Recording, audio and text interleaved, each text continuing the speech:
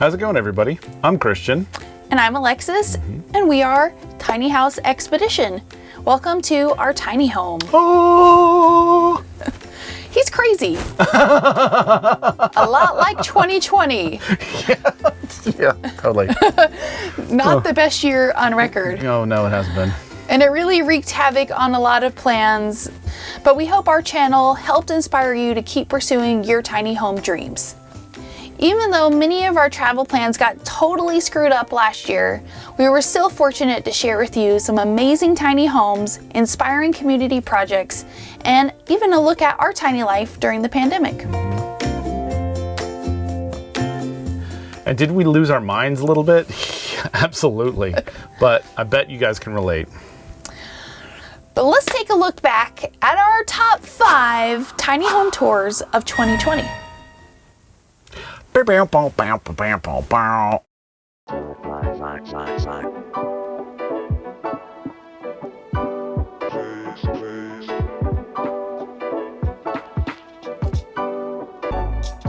in at number 5 is our friend Robyn, who lives at Tiny Lots on the Prairie, a tiny house community in Decatur, Texas. Her home shows what's possible in an extra wide space. It's incredibly livable. It has both a downstairs and a lofted sleeping area, and a couch, a real couch, plus a real chair. Okay, if you're in the tiny house world, you can appreciate what a big deal this is. But she also has extra living space outside on her covered deck. But I think what makes her home so special is her style, and it's reflected in her downsizing philosophy. In the downsizing process, there were things that I had to have. I had to have here because they make me feel good. And I didn't want anything in a box, because you keep stuff in a box when you're in a big house, even though grandma gave it to you or whatever. Well, I have all those things on display. I have my grandma's stuff, I have my mom's stuff, I have my kids, I have everything that makes me happy. Out and not in a box.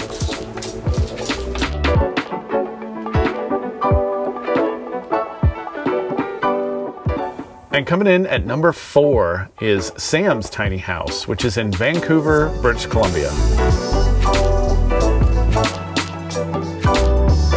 And this one is a 10-foot wide, so again, another extra wide tiny house. I really feel like you guys are trying to tell us something. After graduating college, Sam built her 10-foot wide tiny house with a whole bunch of green features, like salvaged wood, rainwater catchment, and the weirdest toilet I think we've ever seen. A poop escalator, as my builders so lovingly dubbed it. The idea behind her home is to live in the most environmentally sustainable way that she possibly can. And Sam's tiny home enables her to pursue what she loves the most. I want to do good work in the city. So working for nonprofit is not super lucrative. I cannot afford rent in Vancouver.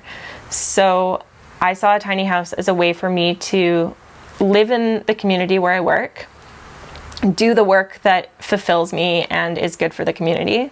And also it aligns with my values of ecological sustainability and community building.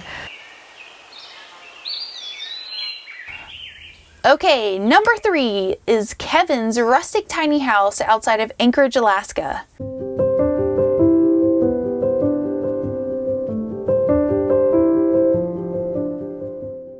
This has been a huge hit from all the super tall folks out there, because Kevin is a whopping 6'7". He's a big boy. So of course he built a tall man friendly tiny house with the help of a local high school. His home is very much in the style of historic Alaskan dry cabins with just the most basic utilities. But it's just what he needs right now to find contentment. It's, well, for one, this is a real beautiful setting. I've got an acre of wooded property, and there's animals coming through, and you know, the mountains are here and the light in the sky is just, it's beautiful every night. And actually my tiny house makes it all much more intimate. You know, if I was in a big house, I might not look out the windows that much. I might be looking at stuff in the house all the time. But with this tiny house, the windows are everywhere. They're all around me, and it's like I'm always seeing the changing seasons and the changing sky. I have a lot of nights when I walk out on the porch, and I'm just like, oh my God, this is so beautiful. And so it's a very intimate life with the natural world around me to live here.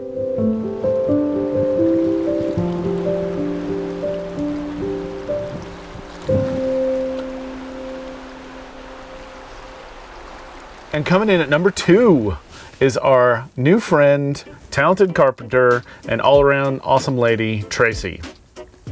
Traci and her husband Matt built this brilliant 10-foot wide tiny house in their backyard.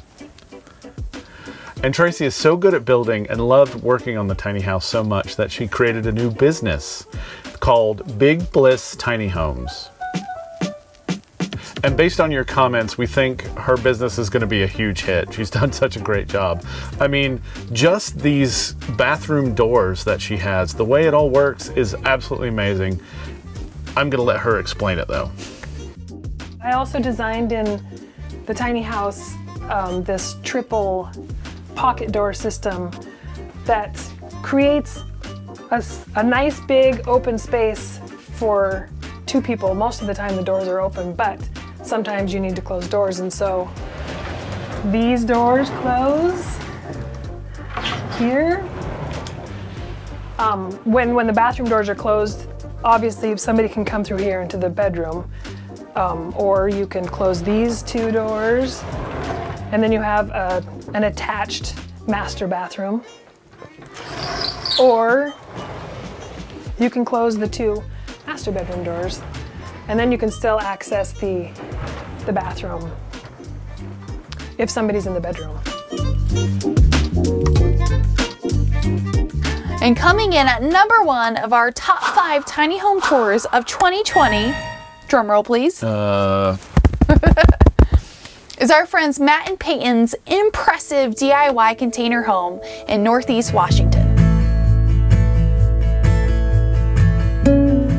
Let me just say, these guys are one dynamic duo. They were looking for ways to ditch the rental market and put down some roots. So they found this dreamy rural property, and then they built a 45-foot shipping container home for only $20,000. And the way they did it was through clever use of free and low-cost salvage materials. Their container home layout is on point. But perhaps the most impressive thing of this build experience was their incredible partnership and determination.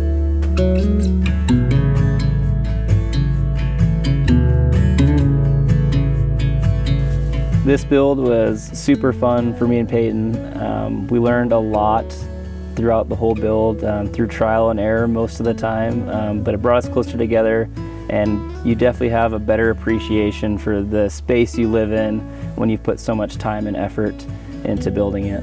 I think I personally learned a lot. I don't think I could even tell you what tool was what before we started. And now I feel like I could confidently use those tools that I didn't know how to name before. So it was a good process and experience for me as well. What was your favorite tiny house tour of 2020? Let us know in the comments below. And if you want to see a full tour of any of these tiny houses, check out the link in the description. So, as you probably know by now, we're huge tiny nerds. She is. And we love exploring all aspects of this dynamic movement with you.